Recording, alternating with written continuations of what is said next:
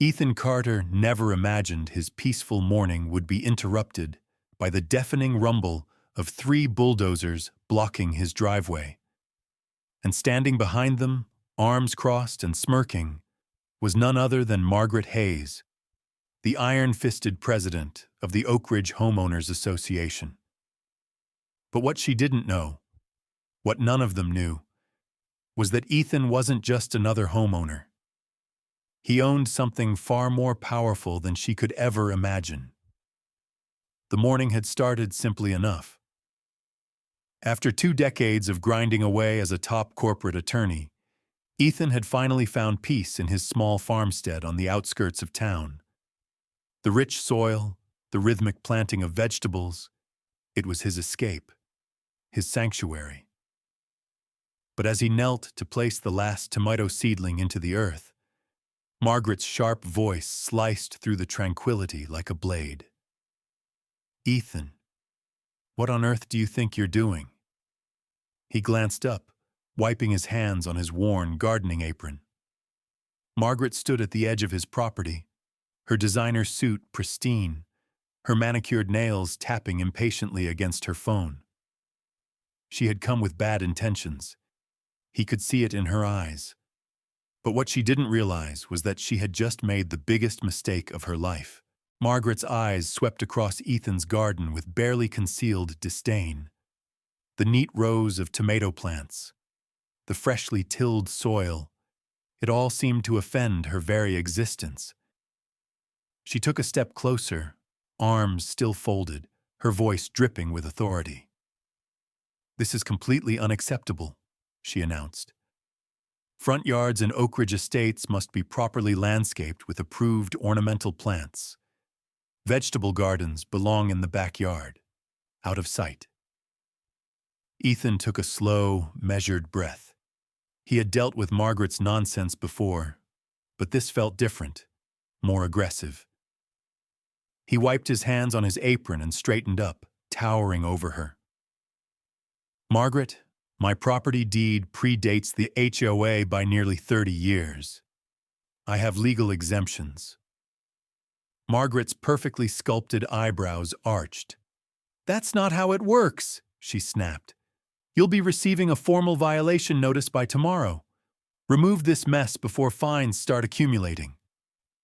With that, she whipped out her phone and began snapping pictures, her fingers flying across the screen. 2 neighbors walking their dogs slowed their pace, watching the confrontation unfold. Ethan sighed. He wasn't the type to seek out conflict, but he also wasn't about to be bullied into submission. That evening, true to her word, Margaret had an orange violation notice taped to his front door. $50 daily fine until the unapproved agricultural activity was removed. Ethan chuckled dryly as he added it to his growing folder labeled HOA nonsense. But something felt different this time. This wasn't just about a garden. It felt targeted. His suspicions were confirmed the next morning when his phone rang. "Ethan, it's Eleanor Ramos," came the voice of his elderly neighbor. "I saw Margaret harassing you yesterday. You're not the first, dear." Eleanor's voice shook with frustration. She explained that last month, the HOA fined the Thompson family $500 because their daughter's wheelchair ramp didn't match the neighborhood's aesthetic. They couldn't afford to fight it, so they paid. Ethan's stomach churned. "That can't be legal." "It wasn't," Eleanor confirmed. But the HOA lawyer, Margaret's friend, Robert Taylor, made sure no one could challenge it. Ethan thanked her, hung up, and exhaled sharply. Something was seriously wrong. Determined to dig deeper, he pulled out old property records his father had left him. His family had owned this land long before the developers arrived in the 1970s.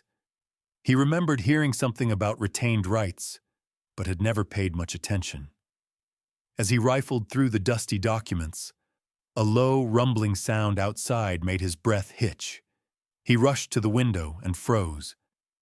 3 massive bulldozers had parked across his driveway, completely blocking his exit. Margaret stood beside them, arms crossed, flanked by a tall, sharp-dressed man holding a briefcase, Robert Taylor.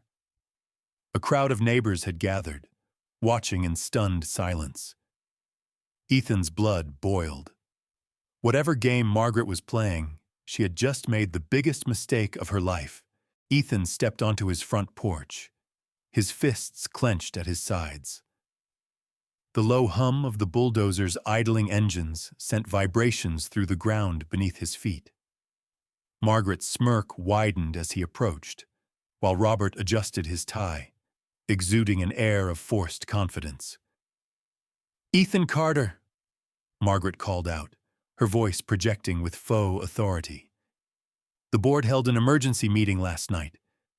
Due to the severity of your violations, we've authorized immediate action." Robert stepped forward, clearing his throat. Under Section 8.3 of the HOA bylaws, we have the right to remove public nuisances without prior approval. These, he gestured at the neatly arranged garden beds, are unauthorized structures. A murmur rippled through the gathered neighbors. Some looked confused, others whispered among themselves. Mrs. Patel from across the street covered her mouth in shock. The Henderson kids had abandoned their bikes, staring wide-eyed at the scene unfolding. Ethan took a slow breath, forcing himself to stay calm. He needed to stall while he figured out his next move. "Mr. Taylor," he said evenly, "you might want to check your legal footing here. Those aren't permanent structures. They're temporary garden beds. And more importantly, you're about to make a very, very expensive mistake." Robert's confident smile faltered. "Your threats don't concern us, Mr. Carter. The HOA has full authority." Margaret interrupted with a condescending sigh. "Ethan, let's be reasonable. Just agree to remove the eyesores, pay the accumulated fines, which are now at $300, and we can all move on." The bulldozer engines revved louder, the closest operator looking increasingly uncomfortable. He glanced between Ethan and Margaret, hesitating. Ethan pulled out his phone. "Before you proceed," he said, "I should probably let you know that I'm recording this." "Oh, and I just texted my associate at the firm to join us?" Margaret rolled her eyes dramatically. "Save the legal mumbo-jumbo, Ethan. Nothing you say will stop this." At that exact moment, a sleek black car pulled up to the curb. The crowd parted as Sheriff Tom Martinez stepped out, followed by a woman carrying official-looking county records. Margaret's smirk vanished. "What's going on?" she demanded, her voice suddenly tight. "We don't need law enforcement for a simple HOA matter." Ethan folded his arms. "Margaret, I don't think you understand exactly whose driveway you've blocked, and you definitely don't know whose land your bulldozers are sitting on." The woman, Martha Abernathy, the county clerk, struggled with the weight of the large property maps as she spread them across the hood of the sheriff's car. Neighbors inched closer, murmuring. The bulldozer operators had cut their engines, sensing the shift in power. "These," Martha announced, pointing at the yellowed documents, "are the original survey maps from 1973. And according to these records, the land beneath this entire development," she looked directly at Margaret, "is still legally owned by the Carter family." A stunned silence swept over the crowd. Even the bulldozer operators, who moments ago had been waiting for orders, exchanged uneasy glances. Margaret took a sharp step forward, her composure slipping for the first time.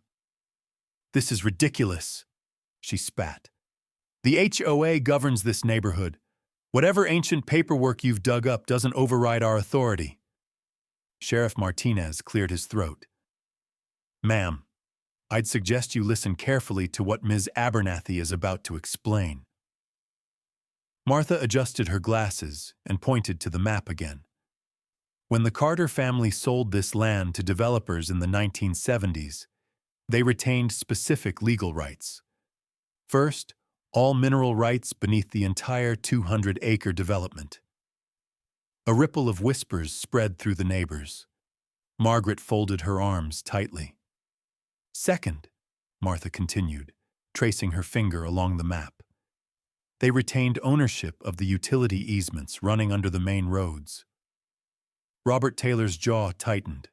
He clutched his briefcase, flipping rapidly through the HOA's documents. And third, most importantly, Martha's gaze locked onto Margaret's. They retained explicit legal exemptions from any future homeowners associations for the 5 original properties. Ethan stepped forward, voice steady. And my house is one of those 5 properties.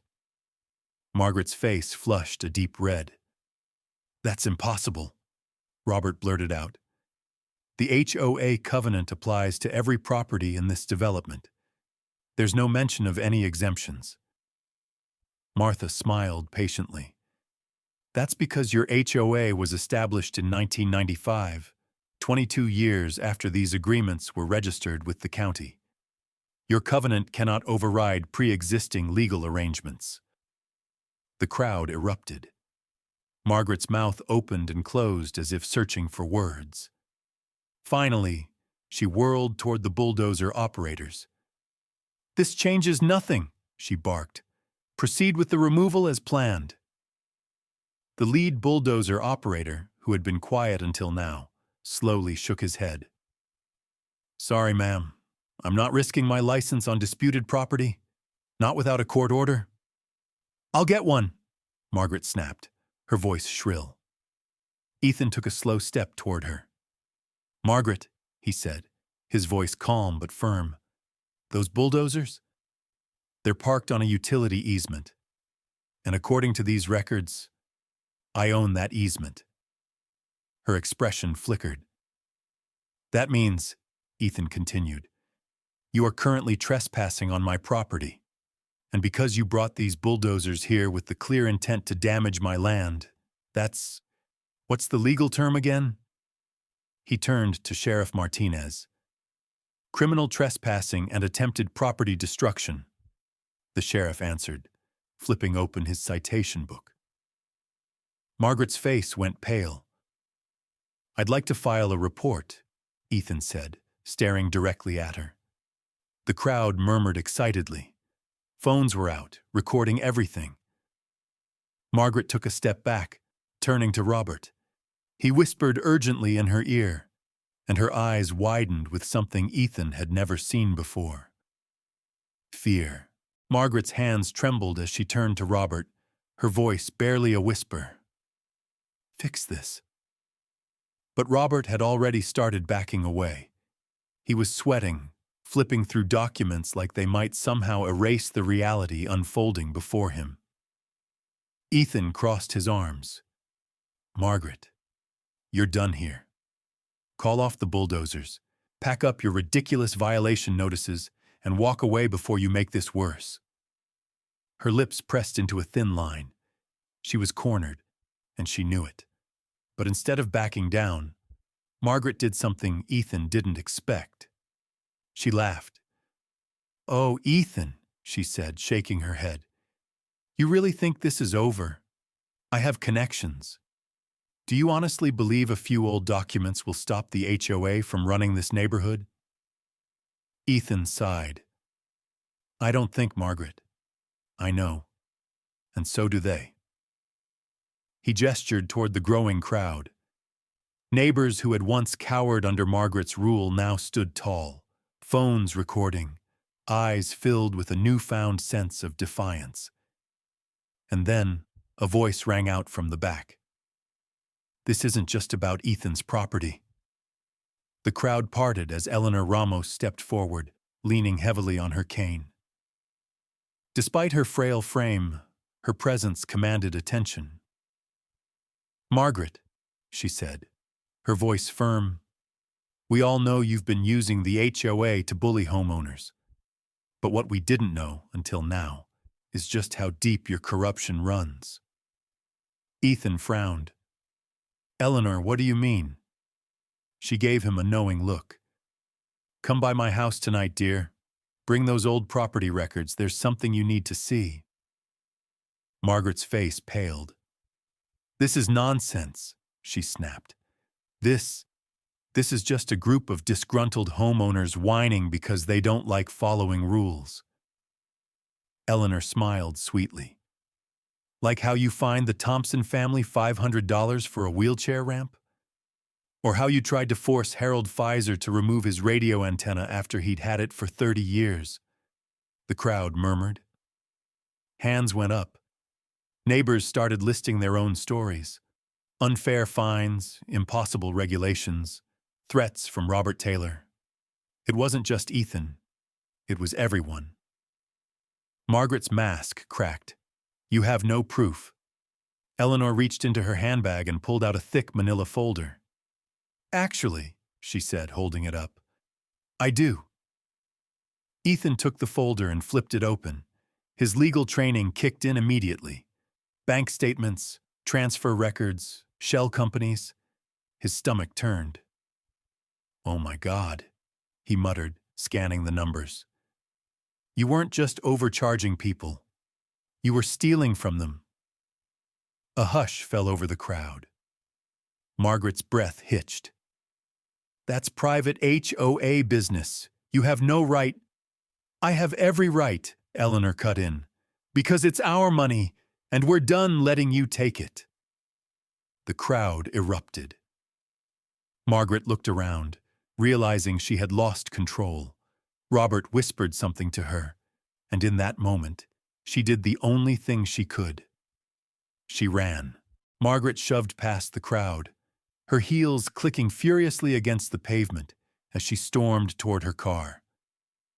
Robert was right behind her, frantically typing on his phone, likely trying to salvage what little control they had left. But there was no salvaging this. Not anymore. Sheriff Martinez, who had been listening quietly, finally stepped forward. "Ms. Hayes," he called out, his voice firm, "I'd advise you not to leave just yet. Mr. Carter has filed a trespassing and property destruction complaint, and now we have additional financial misconduct allegations." Margaret spun around, face flushed with anger. "This is harassment. You can't just throw around baseless accusations." Eleanor, still standing beside Ethan, let out a soft chuckle. "Oh, sweetheart, these aren't accusations. They're bank statements." She patted Ethan's arm. "Go on, dear. Show them." Ethan took a deep breath and turned back to the crowd. He flipped through the documents Eleanor had given him, lifting one into the air. "This," he said, his voice steady, "is a record of $300,000 in special assessment fees collected over the last 5 years for a community pool renovation." He held up another paper. "And this is a record showing that the pool hasn't been touched in over a decade." Gasps echoed through the street. Mrs. Patel shook her head in disbelief. "We've been paying for that every year. My husband even asked about the construction timeline, and they always told him next summer." Ethan held up a third document. "And this is the real kicker. The money didn't go to any contractor. It was funneled into a company called WCE Holdings, LLC." He turned to Eleanor. "Who owns that company?" Eleanor smiled. "Why, Margaret Hayes and Robert Taylor, of course." A collective roar of outrage erupted from the crowd. Margaret's face twisted in panic. "This is absurd. You're all turning into a mob over a bunch of misinterpretations." But Robert was already edging away. I need to consult legal counsel," he muttered, heading for his car. Sheriff Martinez shook his head. "Not so fast." He pulled out his radio. "Dispatch. I need an investigative unit at Oak Ridge Estates immediately. Possible financial fraud and embezzlement." Margaret's expression shattered. "No, you can't do this to me." Ethan met her eyes, his voice calm but firm. "You did this to yourself, Margaret." She turned to her neighbors, the very people she had ruled over with an iron fist, but their faces held no sympathy. Mr. Jenkins, who had lived in the neighborhood for decades, spoke up. "We trusted you." His voice trembled with anger. "We believed in you, and you stole from us." Margaret looked around desperately, but there was no one left on her side. For the first time, she was truly alone. Margaret stood frozen, her carefully constructed world crumbling around her. Neighbors who once feared her now glared with contempt. Phones recorded her every movement, capturing the moment she lost everything. Sheriff Martinez stepped forward, handcuffs glinting in the sunlight. "Ms. Hayes, Mr. Taylor," he said firmly, "you are under investigation for fraud, misappropriation of funds, and trespassing. You may want to call a lawyer." Robert opened his mouth to protest, but Margaret grabbed his arm, her nails digging into his suit. "We'll sue," she shrieked. "This isn't over." Ethan crossed his arms. "You're right about one thing, Margaret. This isn't over. Because next, we're going to audit every single dollar you've stolen." The crowd erupted in applause. Neighbors, once isolated and afraid, now stood together. Margaret and Robert were escorted to a waiting patrol car. As they were driven away, Ethan let out a breath he hadn't realized he was holding. He turned to Eleanor, who smiled knowingly. "You did good, dear," she said softly. But Ethan shook his head. "We did good." The real work began that night. The HOA board was dissolved in a historic vote, replaced with a community-led council. Instead of harsh fines and unnecessary restrictions, neighbors came together to help each other. Mrs. Patel, who had once been threatened with violations over her flower choices, was now leading the landscaping committee. The Thompsons, who had been unfairly fined for their daughter's wheelchair ramp, were fully reimbursed. Harold, the retired radio operator, proudly reinstalled his antenna. And Ethan? He rebuilt his garden. 2 months later, the neighborhood threw a massive block party, a celebration of their newfound freedom. Tables lined the streets, filled with homemade food. Laughter and music replaced fear and frustration. Eleanor handed Ethan a ripe red tomato, the first from his new garden. "You changed everything," she said, eyes twinkling. Ethan chuckled. "I never wanted to change anything," he admitted. "I just wanted to grow vegetables in peace." Eleanor patted his arm. "Well, sometimes peace comes from standing up for what's right." He looked around at the smiling faces, the sense of belonging that had once been missing from their neighborhood. Margaret had ruled with fear, but in the end, it was unity that won.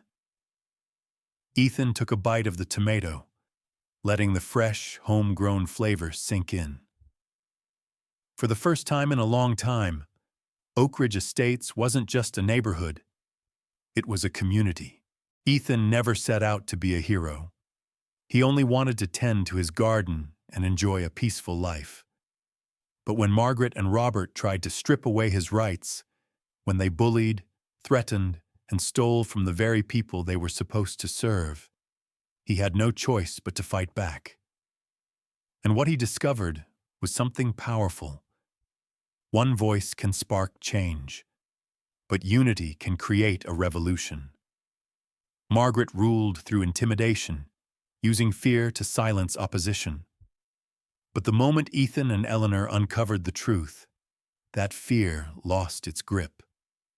The community realized they weren't alone, that together they could stand up, speak out, and take back control.